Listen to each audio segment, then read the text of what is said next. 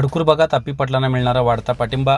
राजेश शाहू समविचारी आघाडीचे उमेदवार आप्पी उर्फ विनायक पाटील यांना अडकूर भागात वाढता पाठिंबा मिळत आहे. दाटे ते इब्राहिमपूर दौऱ्यात त्यांनी कानडी, सत्यवाडी, उत्साळी या आदी गावांना भेटी दिल्या आणि स्थानिक जनतेशी थेट संवाद साधला.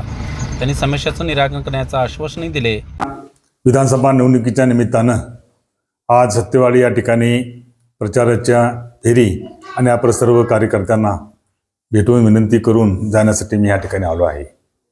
या ठिकाणी आत्ताच आपल्या गावातील उपसरपंच यांनी आमचं स्वागत केलेलं आहे. या ठिकाणी उपस्थित असलेले आमच्या चंदगड तालुक्याचे ज्येष्ठ नेते गोपाळरावजी पाटील साहेब आत्ताच ज्यांनी विस्तारानं आपलं मनोगत व्यक्त केले आणि सरकारामध्ये असताना काही सरकारच्या विरोधात न्याय अन्यायाच्या विरोधात चळवळ करून समाजाच्यासाठी, सर्वसामान्य कुटुंबासाठी, सर्वसामान्य लोकांच्यासाठी हित कसा असावं अशा पद्धतीनं काम करणारे आम्ही सर्वसामान्य लोक आहेत. अशा पद्धतीचं मनोगत व्यक्त केले ते आमचे नितीन पाटील साहेब.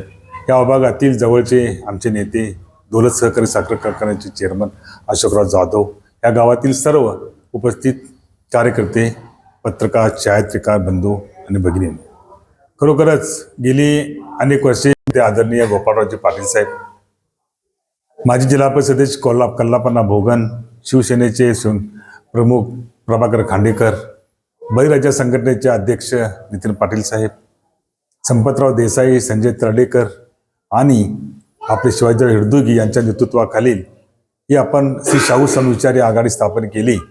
आणि ह्या शाहू समविचारी आघाडीमध्ये खऱ्या अर्थानं उमेदवारीचा जो हक्क होता तो हक्क होता आदरणीय गोपाळरावजी पाटील साहेब यांचा.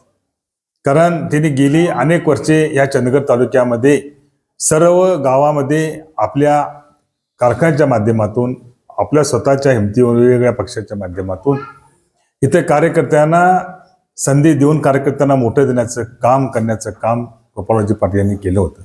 त्यांनी 2 वेळा विधानसभेची निवडणूक लढवलं असताना देखील ह्यावेळची निवडणूक माझी एकूण 2 वेळा विधानसभेची निवडणूक लढवलेला मी कार्यकर्ता आहे.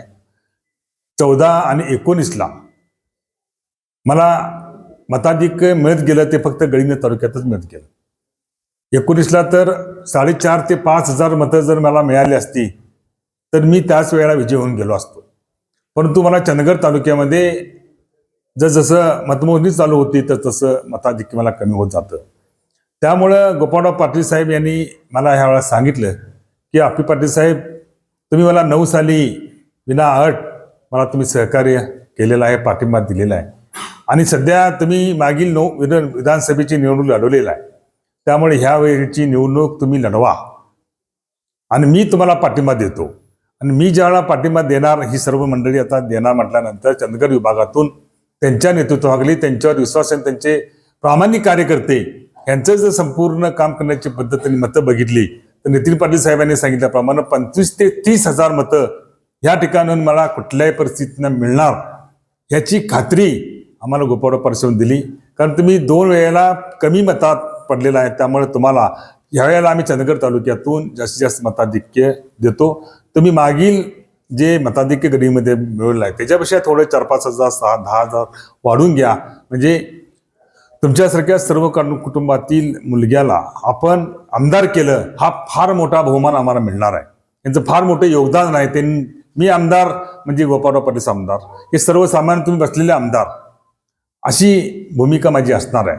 त्यामुळे सत्यवाडी गावातील सर्व माझ्या युवकांना, आया बहिणींना, उद्दाना आणि पाटील साहेबांच्यावर काम करणाऱ्या सर्व कार्यकर्त्यांना माझी हात जोडून विनंती आहे की उद्याच्या 20 तारखेला होणाऱ्या मतदानापर्यंत आपण आपल्या गावातील सर्व मतदार बंधूंना, माझं चिन्ह आहे बादली आहे, हे चिन्ह आपल्या घराघरापर्यंत मतदारापर्यंत पोहोचवावं. त्याच पद्धतीनं परिवार आणि इथून आपल्या गडींना आजरा चंदगड तालुक्यामध्ये सुद्धा काही पैपावणे असतील त्यांना देखील आमच्यासाठी विनंती करून मला प्रचंड मताने विजयी करावं अशा पद्धतीची विनंती मी सत्यवाडी गावच्या सर्व ग्रामस्थांना करतो. आणि निवडणूक आली त्यांनी ज्या पद्धतीनं सांगतील त्याच पद्धतीनं काम मी करेन एवढं ह्या सभेच्या निमित्तानं तुम्हाला मी आश्वासन देतो आणि मला दिवस संपवतो. जय या दौऱ्यात गोपाळराव पाटील, नितीन पाटील, पी डी पाटील, अर्जुन दिवटे, यांच्यासह अनेक कार्यकर्ते उपस्थित होते. केएमएम रवी पाटील, चंदगड.